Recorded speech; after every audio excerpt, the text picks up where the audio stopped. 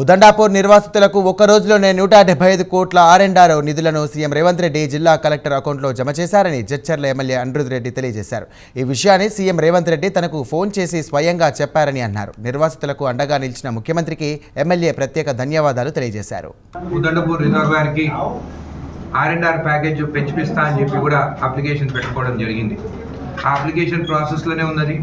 ఈ రోజు వరకు ఏ డిపార్ట్మెంట్ లోపల ఇంటర్నల్ డిపార్ట్మెంట్స్ ఎక్కడ కానీ నెగిటివ్ కూడా రాయలేదు. వాళ్ళకి పాజిటివ్గా ఆ ఫైల్ మూవ్ అవుతుందని చెప్పి కూడా నేను తెలియజేస్తున్నాను. నేను ఎమ్మెల్యే అయిన తర్వాత 2024 సెప్టెంబర్లో ఉదండాపూర్ రిజర్వాయర్ కోసం 45 కోట్ల రూపాయలు సీఎం రేవంత్ రెడ్డి గారు, అదేవిధంగా డిప్యూటీ సీఎం బట్టి విక్రమార్క గారు, ఇరిగేషన్ మినిస్టర్ ఉత్తమ్ కుమార్ రెడ్డి గారు వాళ్ళ సహకారంతో సెప్టెంబర్ నాడు 45 కోట్ల రూపాయలు రావడం జరిగింది. దాని తర్వాత 2025 జనవరిలో 30 కోట్ల రూపాయలు రావడం జరిగింది ఉదండాపూర్ రిజర్వాయర్ R&R ప్యాకేజ్ కింద.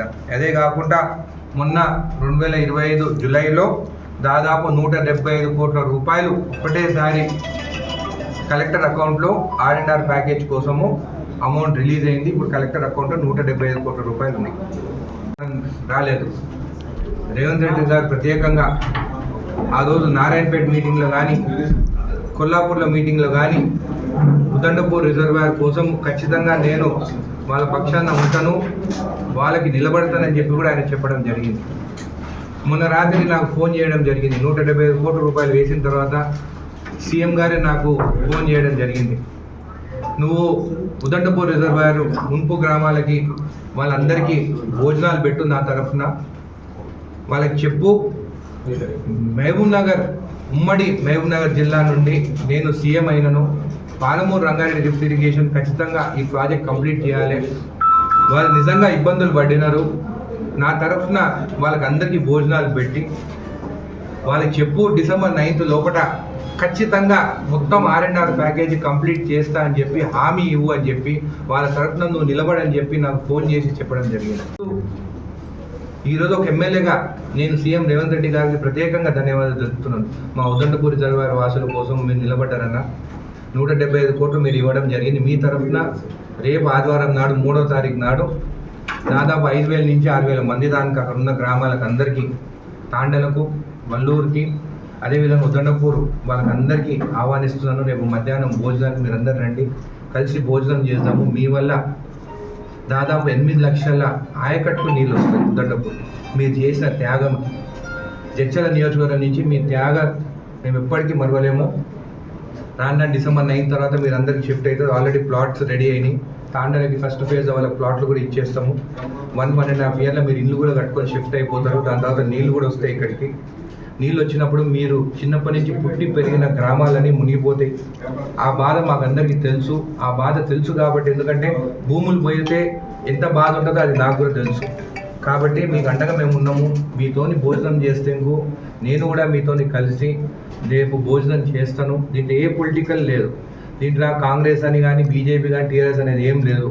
మనం అందరం ఒకటే. అందరం కలిసి ఏ పొలిటికల్ లేకుండా రేపు అందరం కలిసి భోజనం చేద్దాము. డిసెంబర్ 9th లోపల ఖచ్చితంగా మీ R&R ప్యాకేజ్ కంప్లీట్ అవుతుంది. ఎన్హాన్స్మెంట్ కూడా బట్టి గారితో కూడా మాట్లాడినాను. లా డిపార్ట్మెంట్లో ఉన్నది ఫైల్, అది క్లియర్ అయిపోతుంది ఈ 1 వీక్లో అని చెప్పి కూడా వాళ్ళు చెప్పడం జరిగింది. లాస్ట్ వీక్ సెక్రటేరియట్ మీకోసమే నేను అక్కడ వెళ్ళొచ్చినాను. ఈ ఫైల్ గురించి ఖచ్చితంగా పాజిటివ్గా లా డిపార్ట్మెంట్లో కూడా మనకు అప్రూవ్ అవుతుందని చెప్పి కూడా మీకు తెలియజేస్తున్నాను. రోజు అవసరం ఉంటుంది. దాని తర్వాత స్ట్రక్చర్స్ కానీ అన్నిటి కలిసి ఇంకా 400 కోట్లు అంటే ఇంకా 600 కోట్ల రూపాయలు తీసుకురావాలి. ఇదే కాకుండా ఎన్హాన్స్మెంట్ ఎంత అమౌంట్ పెరిగినా కానీ కూడా ఇప్పుడు ఎవరికైతే అమౌంట్ వేస్తున్నామో వాళ్ళకు కూడా ఆ డిఫరెన్స్ అమౌంట్ కూడా మీ అకౌంట్లో పడుతుంది. ఖచ్చితంగా దాన్ని కట్టుబడి ఉన్నాను. మీరు నాకు సహకరించండి. డిసెంబర్ 9th వరకు నేను ఖచ్చితంగా ఎన్హాన్స్మెంట్ ఫైల్ కూడా అప్రూవ్ చేయించుకొని వస్తాను మీ దగ్గరికి. నాకు నమ్మకం ఉన్నది సీఎం రేవంత్ రెడ్డి గారి పైన. మన 175 కోట్లు ఒకటేసారి ఆయన వేసిన తర్వాత నాకు కూడా నమ్మకం వచ్చింది. నేను కూడా ఏమనుకున్నాను, ఆర్థిక పరిస్థితి బాగాలేదు, అప్పుడు 30 ఇప్పుడు 40 ఆయన క్లారిటీ నేను ఇస్తున్నాను. ఎవరెవరు ఏం నేను మాట్లాడదలుచుకోలేదు.